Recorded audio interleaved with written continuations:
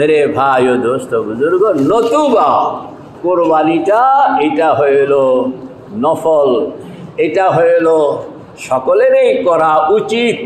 বলেন, সকলেরই এই কোরবানির উপরে আমল করা। কেন? এইটা হইল আপনার জীবনের সাদেকা, জীবনের ভাড়া। আমাদের আব্দুল্লাহ, হাফেজ আব্দুল্লাহ, এই যে ওনার একটা জীবন, এটার মালিক কে?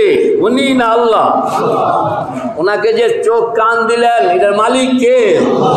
উনি কি ভোগ দখলদার? উনি কি মালিক কে? হাত আমার মালিক কে? ভোগ দখলদার? কথা কয় না কা? ভোগ দখলদার মালিক কে? মাথা ভোগ দখলদার মালিক কে? দেমাগ ভোগ দখলদার মালিক কে? হায়াত ভোগ দখলদার মালিক কে? সব কিছুর আল্লাহ। আল্লাহ পাক বলেন, আমি হইলাম সব কিছুর মালিক, সব কিছুর মালিক।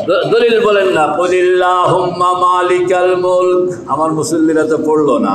কুলিল্লাহুম্মা মালিকাল মুলক তুতিল মুলকা মান তাশা ওয়া তানজিউল মুলকা মিম্মান তাশা ওয়া তুইজ্জু মান তাশা ওয়া তুদিল্লু মান তাশা বিয়াদিকাল খায়র ইন্নাকা আলা কুল্লি শাইইন কাদির।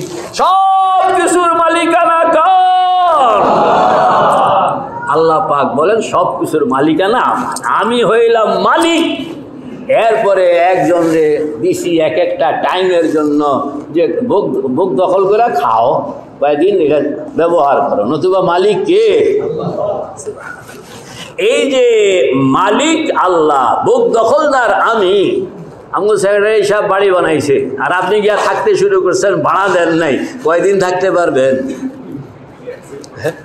2 দিন পরে কেউ যে দোস্ত খাতির তো অনেকে করলাম, এই বর্তমান বাজার সব কিছু অভাব অনটনের যুগ, তোমার তো 3 বছর স্যাক্রিফাইস করলাম, এখন তুমি যাইতে পারো, ঠিক না বে ঠিক? মানে আমার এখানে থাকতে হইলে ভাড়া দেওয়ান লাগবো, ঠিক না বে ঠিক? আল্লাহ আল্লাহ পাক বলেন, দেখো এই সব কিছুর মালিকানা আমার, আমার এই মালিকানা। মাঝে মাঝে তারা কইতে আসবে, দোস্ত তুমি যে ভাড়ার লাগে এত বাড়াবাড়ি করো, ঘটনা কি? আসলে রহস্য আরেক জায়গায়, বল না রহস্য কি? যদি আমি ভাড়া বুড়া না নেই তো কদিন বাদে তোমারও ভিতরে ভিতরে খেয়াল চলে আসবো যে আমি এ মালিক। কথা 2 নম্বর, তোমার খেয়াল না আসলেও তুমি মারা গেলা, তোমার ছেলে মেয়েরা এখানে থাকতে আছে, নাতিরাও এখানে থাকতে আছে, আমার পক্ষ থেকে কোনোদিন ভাড়া চাওয়াও হয় নাই, দেওয়াও হয় নাই, এইটা কিন্তু তোমার ভিতরে বলবৎ হয়ে যাবে, এই বাড়ির আমরাই। কথা বল না, কাজে একটা রহস্য আছে এখানে। কাজে তুমি ভাড়া একটা আমারে দিও, এটা টোকেন মানি হইলেও ভাড়াটা দিও। এই টোকেন মানির অভাব, টোকেন মানিটা না পাইলে আমি যে চলতে পারবো না তা নয়, তবে এটা আমার মালিকানাটাকে সব সময় জিয়াইয়া রাখি। আল্লাহ।